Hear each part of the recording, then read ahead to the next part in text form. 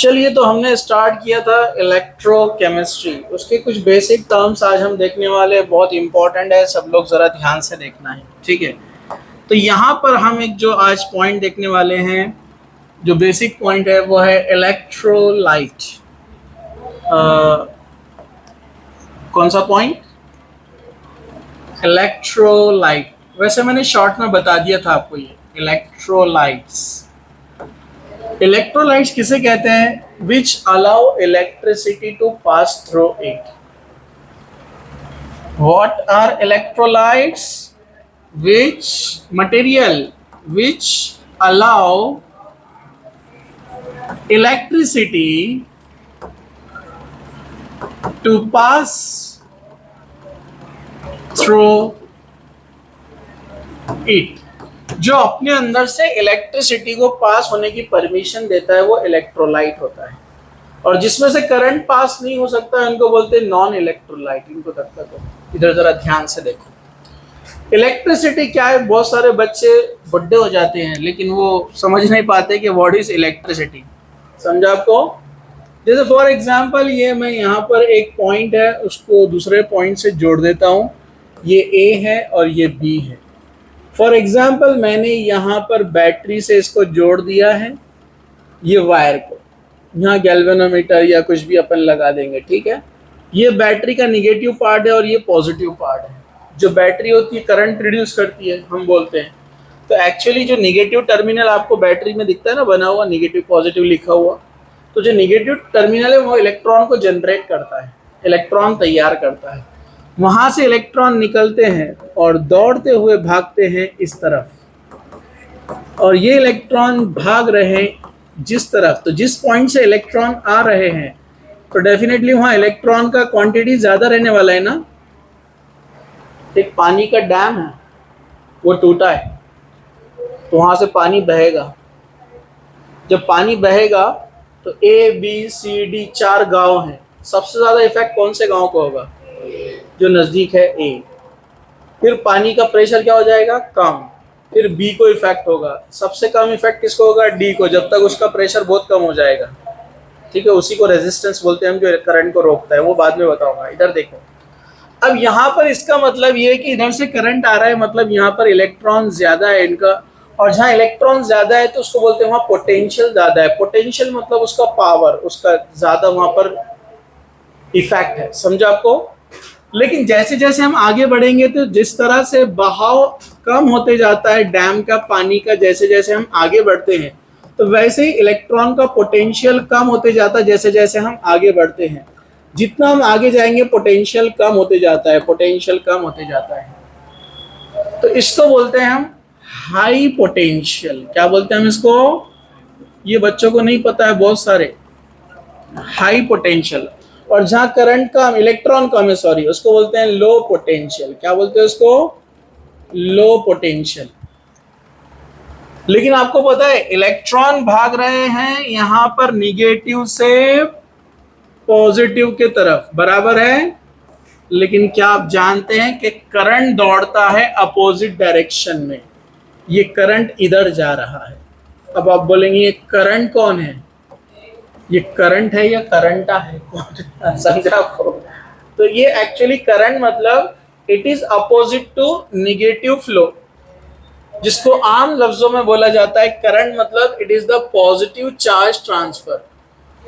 Positive flow जो रहता है ना उसको बोलते हैं करंट। समझा आपको?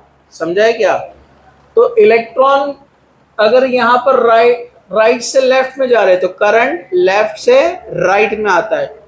मैं भी स्कूल खत्म होने तक परेशान था, या ये कभी टीचर ने डिटेल में ऐसे समझाया ही नहीं था, तो मैं परेशान था। हमेशा टीचर बोलता था कि लो पोटेंशियल से करंट हाई पोटेंशियल की तरफ जाएगा।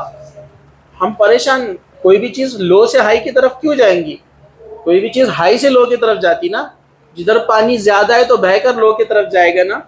लेकिन ये बात वो डिटेल में कभी समझा ही नहीं पाए, या समझाए होंगे हमने सोचे नहीं होंगे, हो सकता में भी पॉसिबिलिटी है। सारा दोष टीचर को नहीं देने का, अपना ध्यान नहीं होगा, हो सकता, ठीक है।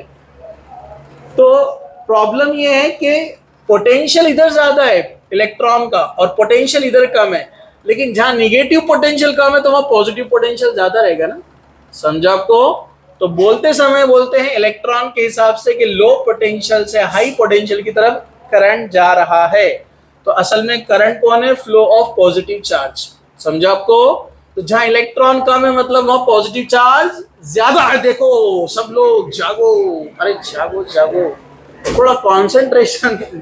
कितने बार आप लोगों को ऐसे जगाना पड़ेगा मुझे? हाँ, अरे जागो।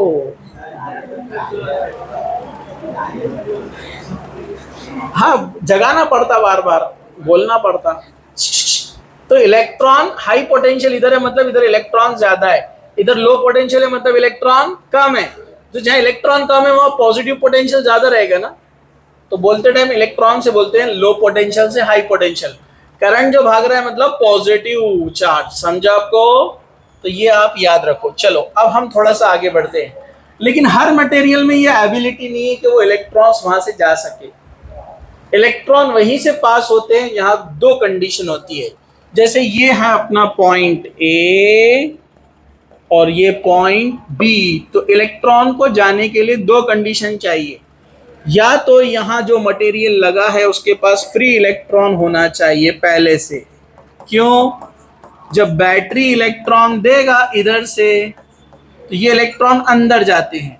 तो अंदर जो इलेक्ट्रॉन ऑलरेडी है मेटल के, आयरन है, कोबाल्ट है, कॉपर है, जिंक है, जो भी है, आयरन, गोल्ड है, तो अंदर जो मेटल पहले से है उसके पास इलेक्ट्रॉन का रेशो फिक्स है।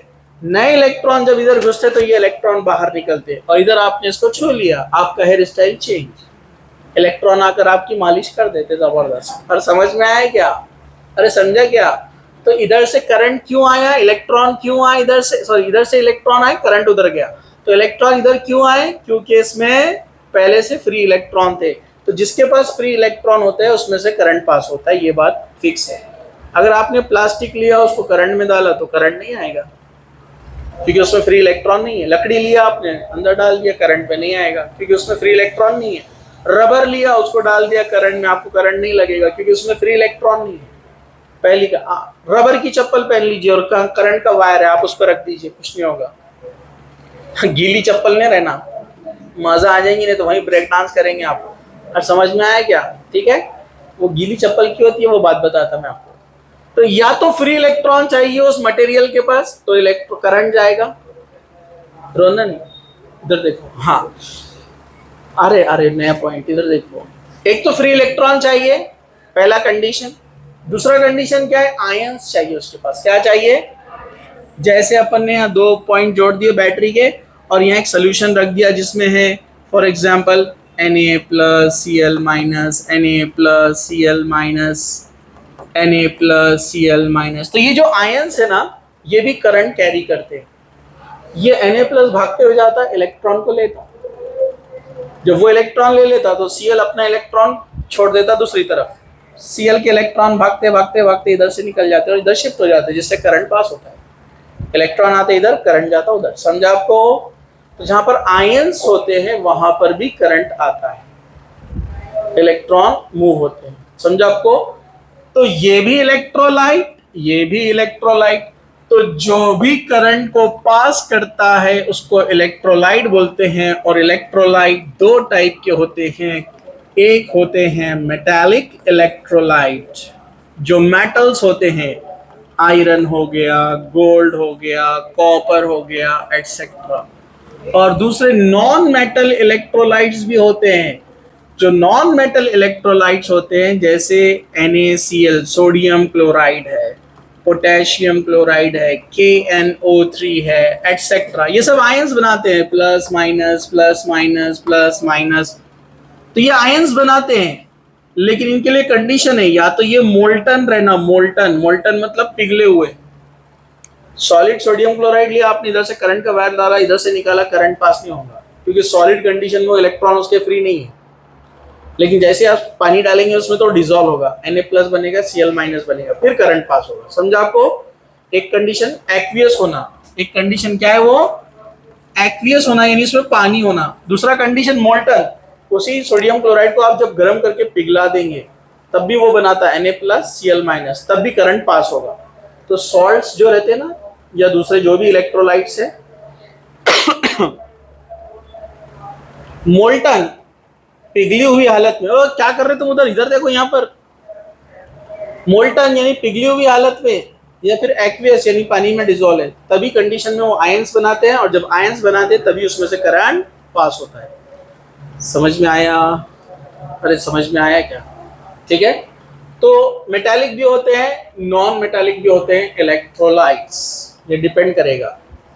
दूसरे होते हैं नॉन इलेक्ट्रोलाइट्स, इसके अपोजिट, जिसमें से करंट पास नहीं होता है।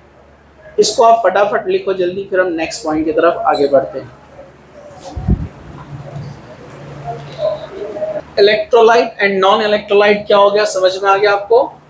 अब इलेक्ट्रोलाइट में दो मेन कैटेगरी हो गई, मेटालिक इलेक्ट्रोलाइट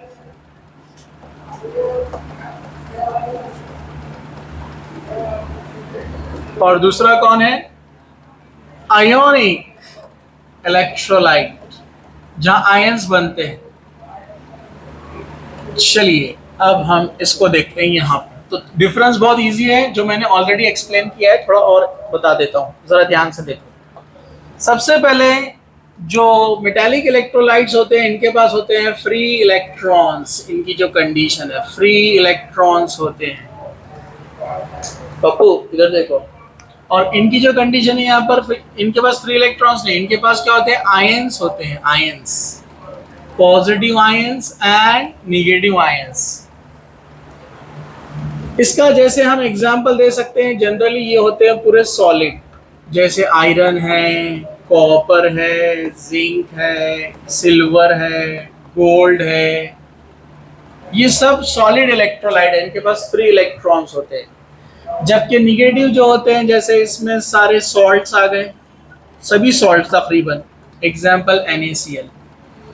इसमें एसिड्स भी आते हैं, एसिड्स भी इलेक्ट्रोलाइट है, HCl, H2SO4। इसी तरह बेस भी इलेक्ट्रोलाइट होते हैं, जैसे NaOH। तो ये भी इलेक्ट्रोलाइट्स होते हैं, आपको याद रखना है, बेसिक इलेक्ट्रोलाइट, एसिडिक इलेक्ट्रोलाइट, या न्यूट्रल या सॉल्ट। ठीक है, न्यूट्रल में तो अलग केस रहता है, वो हम देखेंगे। थर्ड पॉइंट जो इसमें आपको ध्यान रखना है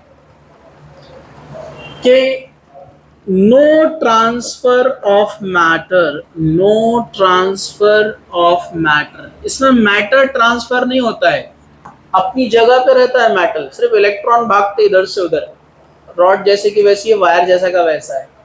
लेकिन ये केस में क्या होता है, transfer of matter, transfer of matter due to chemical reaction. इसमें होती है केमिकल रिएक्शन, और इस केमिकल रिएक्शन की वजह से मैटर ट्रांसफर होता है। मतलब सोडियम आयंस ये जाकर डिपॉजिट होते हैं मेटल के ऊपर, या पोटेशियम है, या कॉपर है, या जिंक है, इनका डिपोजिशन होता है या डिसोल्यूशन होता है। या तो रॉड पिघलेंगी, या फिर रॉड के ऊपर आकर मेटल आयंस बैठेंगे, तो इसमें मैटर एक्सचेंज होता है, केमिकल रिएक्शन होती है। ठीक है। फोर्थ जो पॉइंट है यहाँ पर, जो हम मेटालिक और आयनिक इलेक्ट्रोलाइट्स में डिफरेंस, मेन बड़ा डिफरेंस है कंडक्टिविटी में, मतलब इलेक्ट्रॉन आगे चलने की capacity. Conductivity increases with increase in temperature। जितना गलत, decreases with increase in temperature। जितना टेम्परेचर बढ़ाएंगे आप, कंडक्टिविटी स्लो होती है। मेटल के अंदर एक वायर है, करंट अच्छा पास हो रहा है, गर्म करेंगे तो करंट कम पास होता है, रीजन फ्री इलेक्ट्रॉन वहां पर लॉस हो जाते हैं। समझा आपको? ओके। लेकिन यहां पर क्या होता है, increases with increase in temperature, increases with increase in temperature. जितना टेम्परेचर बढ़ाएंगे उतने आयंस नए नए तैयार होते हैं, ज्यादा पॉजिटिव निगेटिव आयन बनेंगे।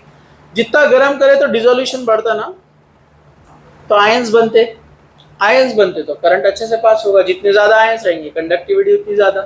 वैसे कंडक्टिविटी और मोलर कंडक्टिविटी दोनों अलग चीज है, वो अपन आगे चलकर डिटेल में देखने वाले। मोलर कंडक्टिविटी क्या रहता है और कंडक्टिविटी क्या रहता है, क्योंकि वो टेम्परेचर के साथ कम भी होता है कुछ केसेस में, कैसे वो बाद में देखेंगे। चलो, तो समझ में आपको ये मेन पॉइंट्स, मेटेलिक कंडक्टर और यानी जिसको हम कहेंगे मेटेलिक इलेक्ट्रोलाइट और आयोनिक इलेक्ट्रोलाइट, जिसको हम कंडक्टर भी बोल सकते हैं। इलेक्ट्रोलाइट मतलब कंडक्टर जिसमें से करंट पास होता है। ये मेन पॉइंट्स है, वैसे और भी छोटे पॉइंट्स हम उसमें ऐड कर सकते हैं। समझा आपको? तो आप इसको लिखेंगे फटाफट 1 मिनट के अंदर।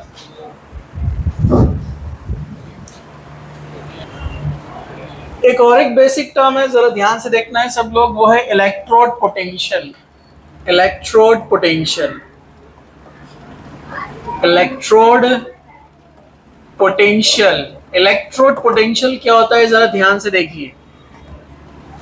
इलेक्ट्रोड तो समझ में आपको, इलेक्ट्रोड वो मटेरियल है जिसमें से इलेक्ट्रिसिटी पास होगी, या जिसको हम कंडक्टर बोल सकते हैं। कंडक्टर जिसमें से करंट पास होता है वो इलेक्ट्रोड रहेगा। इलेक्ट्रोड जितने भी मेटल्स होते हैं इलेक्ट्रोड होते हैं। एक नॉन मेटल भी है जिसको हम यूज करते हैं एज ए इलेक्ट्रोड, आपने उसको पढ़ा भी है स्कूल में, ग्रेफाइट। कार्बन है ग्रेफाइट, लेकिन डायमंड भी कार्बन है, लेकिन डायमंड में से करंट पास नहीं होता है, लेकिन ग्रेफाइट में से करंट पास होता है। दोनों कार्बन है, क्योंकि दोनों के स्ट्रक्चर में फर्क है। जो डायमंड के अंदर जो कार्बन है वो टेट्रावेलेंट, हर कार्बन 4 कार्बन से कनेक्ट होता है, उसके चारों इलेक्ट्रॉन बिजी है, जिससे स्टेबल स्ट्रक्चर बनता है, इसलिए हार्डेस्ट मटेरियल है डायमंड। समझा आपको? लेकिन जो ग्रेफाइट है, एक कार्बन 3 कार्बन से बाइंड होता है, मतलब उसका जो चौथा इलेक्ट्रॉन है वो फ्री रहता, तो ऐसा बड़ा स्ट्रक्चर बनता है हेक्सागोन। आपने स्कूल में पढ़े होंगे hexagon hexagon hexagon hexagon graphite का। तो सब कार्बन का एक एक इलेक्ट्रॉन फ्री रहता और वो पूरे ग्रेफाइट में घूमते रहते, और वो फ्री इलेक्ट्रॉन होने की वजह से अपना ग्रेफाइट क्या बन जाता, कंडक्टर, इलेक्ट्रिसिटी पास होती है। समझा आपको? तो जिसमें से करंट इलेक्ट्रिसिटी पास होती है उसको बोलते हैं इलेक्ट्रोड। और अब इलेक्ट्रोड पोटेंशियल क्या होता है जरा ध्यान से देखो। जैसे फॉर एग्जांपल कल मैंने आपको डैनियल सेल बताया था परसों, तो हमने क्या किया था, जिंक सल्फेट सोल्यूशन लिया था, जिंक सल्फेट सोल्यूशन, जिसके अंदर Zn+2 आयन होते हैं और SO4 2- आयन होते हैं। इसमें हमने जिंक रॉड डिप किया था, याद है आपको?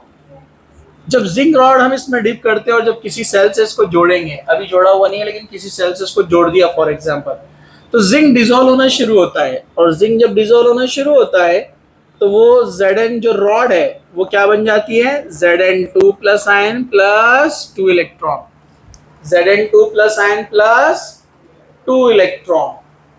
तो Zn2+ आयन प्लस 2 इलेक्ट्रॉन, मतलब अंदर Zn2+ आयन बढ़ रहे हैं, Zn2+, Zn2+, Zn2+, पूरे सोल्यूशन के अंदर Zn2+ बढ़ रहे हैं, Zn2+, Zn2+, Zn2+, Zn2+, Zn2+, Zn2+, और Zn ने क्या तैयार किया, इलेक्ट्रॉन्स। वो इलेक्ट्रॉन भाग रहे हैं रॉड के ऊपर से, ये इलेक्ट्रॉन भाग रहे हैं रॉड के ऊपर, ये इलेक्ट्रॉन भाग रहे हैं रॉड के ऊपर। समझ में आपको? जिससे क्या हुआ, रॉड के आसपास में प्लस आयन का जंक्शन तैयार हो गया, बहुत सारे प्लस आयन घूम रहे आजू बाजू, और रॉड के ऊपर इलेक्ट्रॉन घूम रहे।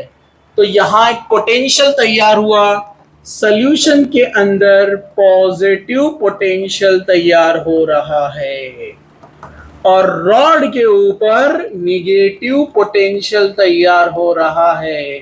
इसी को कहते हैं इलेक्ट्रोड पोटेंशियल। क्या बोलते हैं इसको, इलेक्ट्रोड पोटेंशियल। और आपको याद है डैनियल सेल में हमने इसको जिंक से जोड़ा था, जिंक सल्फेट सोल्यूशन था, sorry copper sulphate, copper 2+ SO4 2-, और रॉड कौन सी ली थी हमने यहाँ पर, कॉपर की रॉड ली थी, याद है आपको? जब इनको आपस में जोड़ा जाता है तो यहाँ पर दूसरी रिएक्शन ये होती है कि यहाँ से जो इलेक्ट्रॉन भाग कर आए हैं वो इलेक्ट्रॉन इसके पास आते हैं, वो इलेक्ट्रॉन जब इसके पास आते हैं तो इन इलेक्ट्रॉन को लेने के लिए कौन पहुंचता है, कॉपर। कॉपर क्या करता है, कॉपर 2+ आयन, ये 2 इलेक्ट्रॉन को लेता है और न्यूट्रल कॉपर बन जाता है, 2+2- न्यूट्रल। और ये कॉपर भागते हुए जाता है, इलेक्ट्रॉन को लेते जाता है, भागते हुए जाता है इलेक्ट्रॉन। इधर देखो यहाँ पर सामने, अब ये कॉपर 2+ जा रहा है, इलेक्ट्रॉन ले रहा है, कॉपर 2+ जा रहा है, इलेक्ट्रॉन ले रहा है। कंटिन्यू जब वो इलेक्ट्रॉन लेता रहेगा तो अंदर Cu2+ आयन कम होंगे ना? अरे कम होंगे कि नहीं? अरे होंगे कि नहीं, बोलो ना। हाँ, तो बाहर कौन बढ़ने वाले? SO4 2-।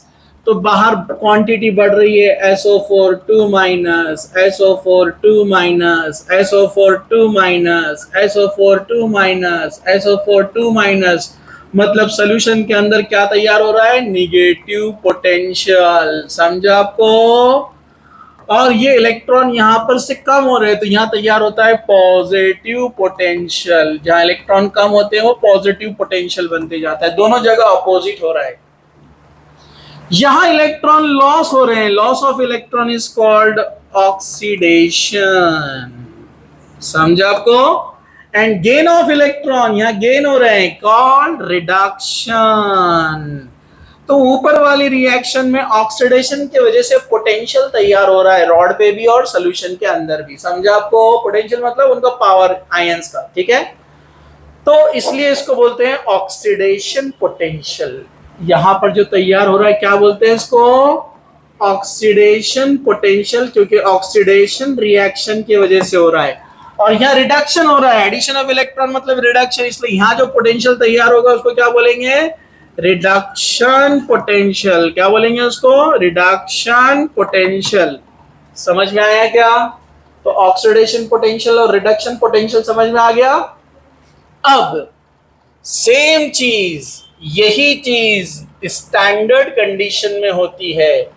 जैसे वही जिंक था, क्या क्या क्या बोला मैंने? वही जिंक था। क्या बोला मैंने? वही जिंक था और वही सॉल्यूशन था Zn2+ एंड SO4 2-।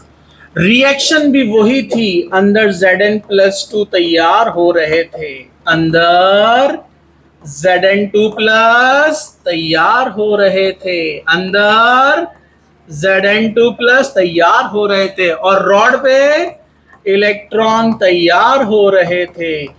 वही जो मैंने आपको बताया, सेम सब कुछ वही हो रहा था, लेकिन यहाँ कंडीशन स्टैंडर्ड थी। और वो स्टैंडर्ड कंडीशन ये थी, यहाँ जो सोल्यूशन तैयार किया गया था वो था 1 molar solution of zinc sulphate. जो भी सॉल्ट रहेगा XYZ, 1 मोलार सोल्यूशन तैयार किया गया, यानी जो सब्सटेंस है 1 मोल 1 लीटर में डाले तो उसको बोलते हैं 1 मोलार, 1 मोल 1 लीटर में। और यहाँ टेम्परेचर था 25 डिग्री सेल्सियस, यानी 298 केल्विन।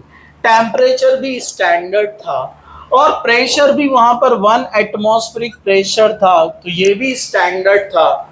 और ये जो मटेरियल है वो भी उसकी स्टैंडर्ड कंडीशन में प्योर जिंक लिया गया था। और यहाँ पर जो पोटेंशियल मिलेगा सारा स्टैंडर्ड कंडीशन में मिल रहा है और ऑक्सीडेशन हो रहा है, तो इसको बोलते हैं स्टैंडर्ड ऑक्सीडेशन पोटेंशियल। समझा? सारी स्टैंडर्ड नॉर्मली जब होगा कोई कंडीशन नहीं है तो उसको बोलते हैं ऑक्सीडेशन पोटेंशियल, रिडक्शन पोटेंशियल। अब ये स्टैंडर्ड कंडीशन में होगा तो क्या बोलेंगे हम उसको? Standard oxidation potential. सेम यहां पर भी स्टैंडर्ड कंडीशन अप्लाई करेंगे तो क्या होगा? Standard reduction potential. समझ में आया आपको? तो ये छोटे छोटे कुछ बेसिक चीजें थी, आगे कहानी बढ़ने वाली है टुमारो इंशाल्लाह। इसको फटाफट लिख लो, आपके पास पूरे 2 मिनट है।